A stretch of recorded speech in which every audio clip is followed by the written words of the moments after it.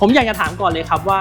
บริษัทมิชลินเขาคิดถึงเรื่องไหนก่อนเลยครับอย่างแรกเวลาจะผลิตยางเส้นหนึ่งออกมาครับ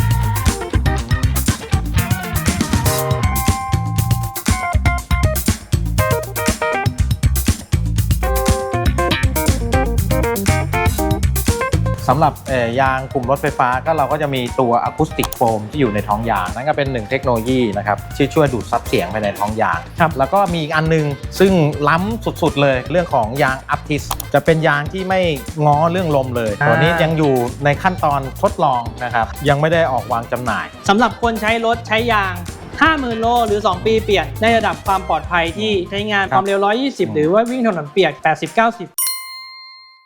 สวัสดีครับทีมไทยบิดนะครับผมวันนี้เราพามาออกนอกสถานที่นะครับไหนๆเราออกนอกสถานที่เนี่ยมันต้องมีอะไรพิเศษแน่นอนครับเพราะว่าวันนี้เนี่ยคิมจะพาเพื่อนๆนะครับไปหาคำตอบกันครับว่ากว่าจะออกมาเป็นยางรุ่นหนึ่งเนี่ยมันมีกระบวนการความคิดยังไงบ้างกระบวนการออกแบบดีไซน์ไม่ว่าจะเป็นหน้ายางโครงยางขอบยางทุกๆส่วนของยางเนี่ยกว่าจะออกมาเป็นรุ่นหนึ่งมันทำได้ยังไงวันนี้ไปติดตามกันครับ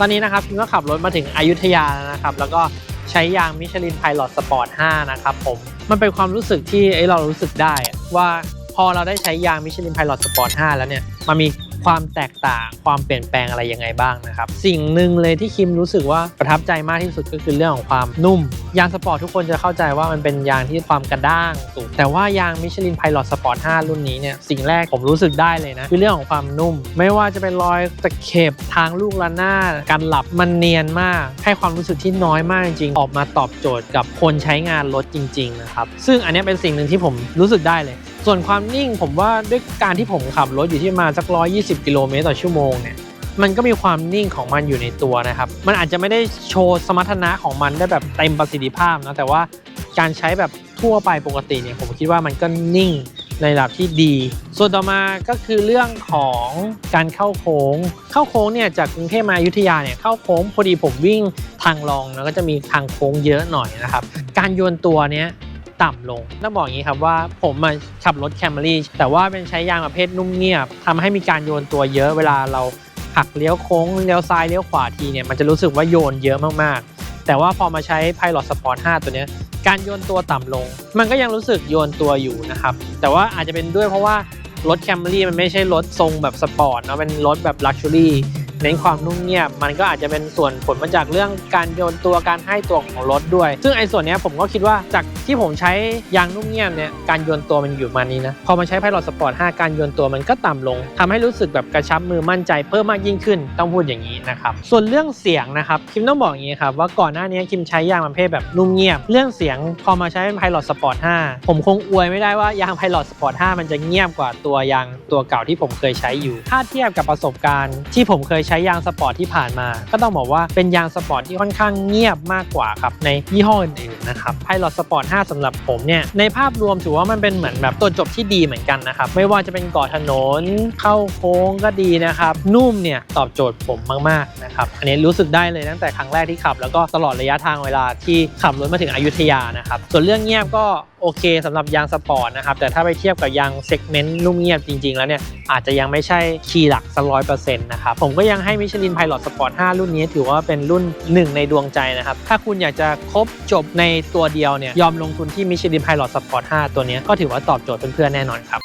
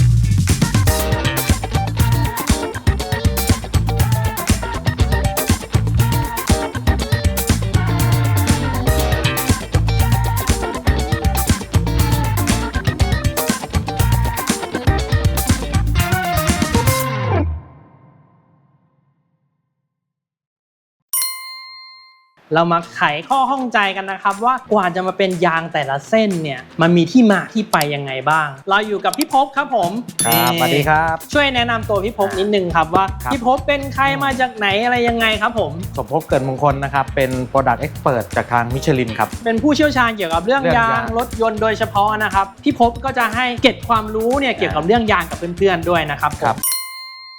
ก่อนอื่นเลยเนี่ยวันนี้ผมมาคุยกับพี่ภพในนามของบริษัทมิชลินนะครับผมอยากจะถามก่อนเลยครับว่าบริษัทมิชลินเขาคิดถึงเรื่องไหนก่อนเลยครับอย่างแรกเวลาจะผลิตยางเส้นหนึ่งออกมาครับ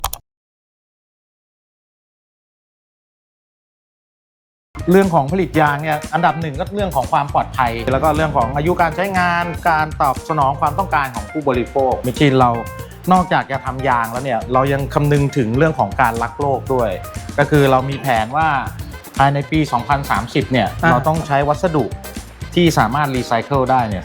40% ซึ่งณปัจจุบันเนี่ยเราทำได้ไปถึง 45% แล้วสำหรับยางเก่งอีกสเต็ปหนึ่งก็คือภายในปี 2050 เนี่ยเราจะใช้วัสดุที่ยั่งยืน 100% เลยแล้วคุณภาพอย่างนี้ไม่ได้ดรอปลงใช่ไหมครับต้องบอกว่าอนาคตเนี่ยคุณภาพเนี่ยไม่ดรอปลงแน่นอนนะครับเพราะว่าเรายังมีเวลาที่จะคิดค้นคว้าแล้วก็นำเทคโนโลยีอะไรใหม่ๆเนี่ยมาใส่เข้าไปในยางซึ่งอีก 25 ปีข้างหน้าเนี่ยคงไม่มีทางเป็นไปได้ที่มันจะดรอปลงกว่าเดิมครับ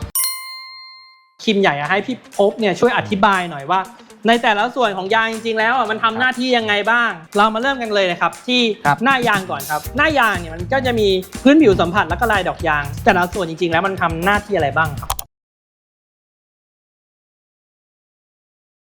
หน้าที่หลักๆของเขาเลยคือเรื่องของการเกาะถนนและก็การรีดน้ำยิ่งพื้นที่หน้าสัมผัสเยอะเท่าไหร่ก็จะยิ่งเกาะถนนมากเท่านั้นอย่างเช่นเหมือนกับยางรถแข่งหรือที่เราเรียกว่ายางสลิกอันนั้นเขาจะไม่มีร่องรีดน้ำเลยก็คือเขาต้องการพื้นที่หน้าสัมผัสให้มากที่สุดต้องการให้เกาะถนนมากที่สุดแต่เมื่อใดถ้าเกิดฝนตกหรือว่ามีน้ำเนี่ยมันก็จะเกิดอาการฉลับได้เพราะฉะนั้นยางที่ใช้บนท้องถนนเนี่ยเราต้องมีพื้นที่หน้าสัมผัสแล้วก็ร่องดอกยางร่องดอกยางก็ทำหน้าที่รีดน้ำนะครับป้องกันลดเหินน้ำทำให้เราควบคุมรถได้ดีแล้วเรื่องเสียงนะครับเกี่ยวไหมครับเรื่องเสียงก็มีส่วนครับก็ขึ้นอยู่กับการออกแบบลายดอกยางเหมือนกันแล้วก็ขึ้นอยู่กับประเภทของยางอย่างตัวนี้เนี่ยเป็นยางสปอร์ตเราก็จะเห็นว่าบล็อกดอกยางของเขาเนี่ยจะมีขนาดที่ใหญ่นิดนึงแต่ถ้าเป็นยางกลุ่มนุ่มเงียบเนี่ยบล็อกดอกยางเขาจะเล็กกว่าแปลว่าจริงๆแล้วเสียงมันเกิดได้จากการเสียดสีกับพื้นถนนแล้วก็การออกแบบร่องรีดน้ำด้วยก็มีผลแล้วก็การเก็บรายละเอียดของบล็อกดอกยางอย่างเช่นบางทีเรามองเนี่ยบล็อกดอกยางก็จะไม่คมตรงๆก็จะมีแบบหักมุมเพื่อลดเรื่องเสียง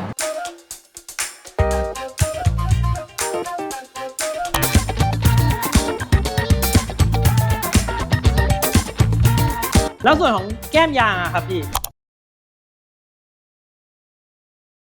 แก้มยางเนี่ยหน้าที่หลักๆของเขาเลยเนี่ยก็คือเรื่องของการให้ความนุ่มนวลดูดซับแรงกระแทกนะครับแก้มยางเป็นจุดที่อ่อนแอที่สุดของยาง เพราะฉะนั้นถ้าเกิดเราเห็นเนี่ยเวลาโดนอะไรบาดตามแก้มยางเนี่ยไปก่อนเลยสมมุติว่าถ้าโดนฉลับนิดนึงอย่างเงี้ยเนื้อยางหลุดไปนิดนึงอย่างเงี้ยมีปัญหาไหมครับคือถ้าเนื้อยางหลุดอย่างเดียวแล้วยางไม่บวมนะครับไม่เห็นถึงโครงสร้างของยางไม่เห็นเส้นใยโพลีเอสเตอร์ที่แก้มยางเนี่ยก็สามารถใช้ต่อได้แล้วเวลาเข้าโค้งอะไรเงี้ยเกี่ยวด้วยไหมครับพี่เกี่ยวอยู่ที่ว่าการออกแบบแก้มยางถ้าเราสังเกตยางสปอร์ตแก้มยางเขาจะเป็นอีกแบบหนึ่งยางสำหรับนุ่มเงียบแก้มยางก็จะเป็นอีกแบบหนึ่งครับเป็นถ้าสปอร์ตนี้จะแก้มยางเขาจะออกตั้งตรงตั้งตรงแต่ถ้าเป็นนุ่มเงียบเขาจะออกโค้งๆก็คือช่วยให้ดูดซับแรงเราสามารถพูดได้ไหมครับว่าถ้าแก้มยางประเภทแบบนุ่มเงียบเวลาเลี้ยวโค้งแรงๆเนี่ยการโยนตัวมันจะเยอะกว่ายางสปอร์ตแน่นอนโอเคก็เป็นอะไรที่ทุกคนน่าจะเข้าใจแล้วว่าเฮ้ยทำไมแบบใช้ยางนุ่มเงียบแล้วมันโยนเยอะกว่าอะไรเงี้ยนะครับแต่ทั้งนี้ทั้งนั้นต้องขึ้นอยู่กับพฤติกรรมการขับขี่ของผู้บริโภคเนาะถ้าเกิดผู้บริโภคต้องการยางที่ตอบสนองได้ดีแล้วไปเลือกยางที่มันนุ่มเงียบเวลาเลี้ยวมันจะเกิดการโยนตัวเยอะให้เลือกใช้ยางสปอร์ตส่วนสุดท้ายครับส่วนของขอบยางครับขอบยางเนี่ยหน้าที่หลักๆสำคัญของเขาเลยก็คือต้องยึดติดกับขอบกระทะให้แน่นที่สุดเท่าที่จะแน่นได้และ2ก็คือลวดขอบยางเนี่ยต้องมีความแข็งแรงเพราะว่าเวลาเราถอดใส่พวกเนี้ยลวดต้องไม่หักงอหรือขาดได้ง่ายและที่ต้องยึดติดกับขอบกระทะให้แน่นเนี่ยก็เพราะว่าถ้าเกิดวันใดวันหนึ่งเราวิ่งลมอ่อนแล้วเนี่ยเราเกิดมีการหักเลี้ยวกระทันหันรุนแรงถ้าขอบยางยึดติดกับขอบกระทะล้อไม่ดีเนี่ยมันก็เกิดอาการหลุดขอบ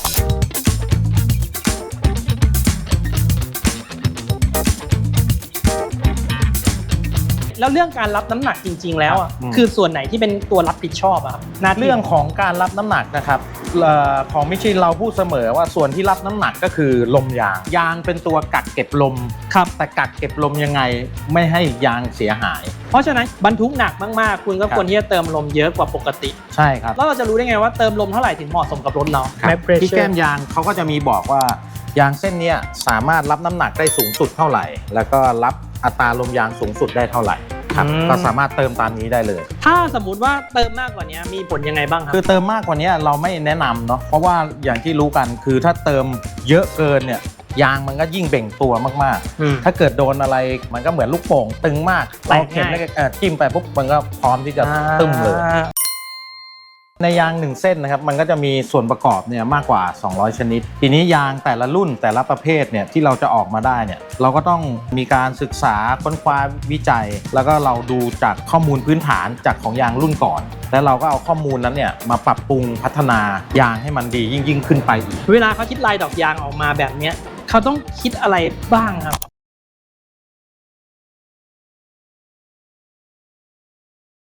Research and Development เราเนี่ยก็จะต้องดู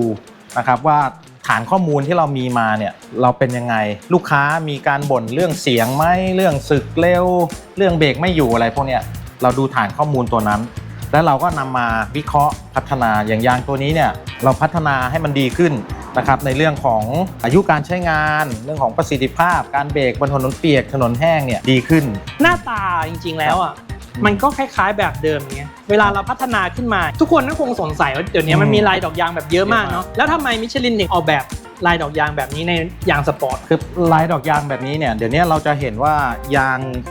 ลายสปอร์ตของมิชลินเนี่ยเราจะไม่เน้นแบบชูชาดโดดเด่นนะครับเราจะเน้นเรื่องของประสิทธิภาพเป็นหลักอย่างเช่นตัวนี้เนี่ย Pilot Sport 5เนี่ยการออกแบบลายดอกยางของเขาจะเป็นแบบไม่สมมาตรบล็อกคู่ตัวนี้จะอยู่ด้านนอกนะครับก็เพื่อรองรับแรงเหวี่ยงขณะเข้าโค้งแล้วก็เวลาเราเข้าโค้งเนี่ยไม่สูญเสียการทรงตัวและอีกอย่างหนึ่งก็คือมันมีร่องรีดน้ำที่ใหญ่และกว้าง3ร่องเลยแล้วก็มีร่องรีดน้ำด้านข้างด้วยร่องรีดน้ำตรงกลางเนี่ยร่องรีดน้ำหลักเนี่ยนอกจากใหญ่แล้วเนี่ยเขายังเป็นตัว U ไม่ว่ายางจะสึกไปยังไงร่องรีดน้ำความกว้างของเขาก็ยังกว้างเท่าเดิมจะทำให้ประสิทธิภาพในการรีดน้ำของเขาเนี่ยยังคงดีมันถึงเลือกตัว U ครับพี่ถ้าพูดถึงเรื่องเทคโนโลยีของมิชลินนะครับเรามีเยอะแยะมากมายเลยเหมือนกับว่ามันมีเทคโนโลยีแขวนบนชั้นแล้วแต่ว่ายางแต่ละประเภทเนี่ยเราจะหยิบเทคโนโลยีตัวไหนมาใส่อย่างตัวนี้เนี่ยเป็นเทคโนโลยีตัว U เนี่ยซึ่งเราก็หยิบมา ใส่ในยางPilot Sport 5 แล้วเราก็มีการทดลองเรื่องของการรีดน้ำเรื่องของการตอบสนองพวงมาลัยซึ่งเราก็เห็นว่าล่องรีดน้ำแบบตัว U เนี่ยมันให้ประสิทธิภาพที่ดีที่สุดในเรื่องของการรีดน้ำและเรื่องของการลดอาการหืดน้ำ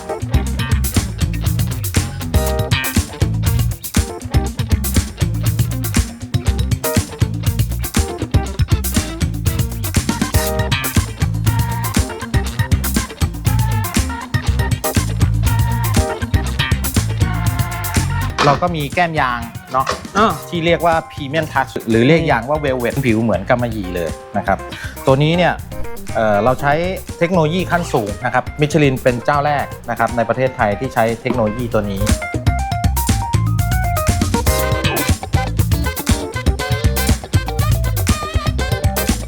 สำหรับยางกลุ่มรถไฟฟ้าก็เราก็จะมีตัวอะคูสติกโฟมที่อยู่ในท้องยางนั่นก็เป็นหนึ่งเทคโนโลยีนะครับที่ช่วยดูดซับเสียงไปในท้องยางแล้วก็มีอีกอันนึงซึ่งล้ำสุดๆเลยเรื่องของยางอัพทิสจะเป็นยางที่ไม่ง้อเรื่องลมเลยตัวนี้ยังอยู่ในขั้นตอนทดลองนะครับยังไม่ได้ออกวางจำหน่ายเป็นยางที่ได้รับการตอบรับที่ดีจากที่เราไปทดสอบที่สิงคโปร์กลับมาที่ Pilot Sport 5 นิดนึงครับตัวนี้มันมีเทคโนโลยีอะไรที่แบบล้ำกว่าที่อื่นเรามีเทคโนโลยีอันนึงนะครับที่เรียกว่า Max Touch Conduction นะครับตัวนี้เนี่ยก็คือเขาจะกระจายแรงกดได้ดีที่หน้ายางส่งผลให้อายุการใช้งานเนี่ยยาวนานเราก็ยังมีตัวนี้ครับ Wear to Check เขาก็ทำหน้าที่เหมือนสะพานยางก็คือตัวบ่งบอกเรื่องของการสึกนั่นเองโดยรูนอกเนี่ยก็จะตื้นสุดรูกลางก็จะลึกกว่าส่วนรูในก็จะลึกที่สุดโดยปกติถ้าเราจะดูว่ายางเราสึกใกล้หมดดอกยางเราต้องก้มไปดูหาสะพานยางใช่ไหมครับแต่ถ้าเราเห็นรู3รูตัวเนี้ยตื้นไปหรือว่าหายไปเนี่ยเราก็จะรู้แล้วว่าอ๋อยางอันเนี้ยเราใกล้ที่จะเปลี่ยนแล้วผมว่าเป็นคำถามระดับชาติสำหรับคนใช้รถใช้ยาง 50,000 โลหรือ2 ปีเปลี่ยนในระดับความปลอดภัยที่ใช้งานความเร็ว120หรือว่าวิ่งถนนเปียก 80-90 จุดไหนที่ควรเปลี่ยนแล้วในแง่ของบริษัทมิชลินนะครับเราจะแนะนำเสมอว่าเมื่อสึกถึงสะพานยางแล้วควรจะเปลี่ยนยางเราจะไม่แนะนำว่า2 ปี 50,000 โล3 ปี 50,000 โลนะครับแต่มีข้อแม้อยู่ว่าในกรณีที่คุณเป็นคนที่ใช้รถน้อยคุณจะมารอดูตัวสะพานยางอย่างเงี้ยไม่ได้เพราะบางที10 ปีแล้วคุณก็ยังใช้ไม่ถึงสะพานยางคุณก็ต้องดูองค์ประกอบภายนอกประกอบไปด้วยกว่าจะมาเป็นยางแต่รุ่นใช้เวลานานขนาดไหนครับพี่ต้องบอกว่าไม่มีตัวเลขตายตัว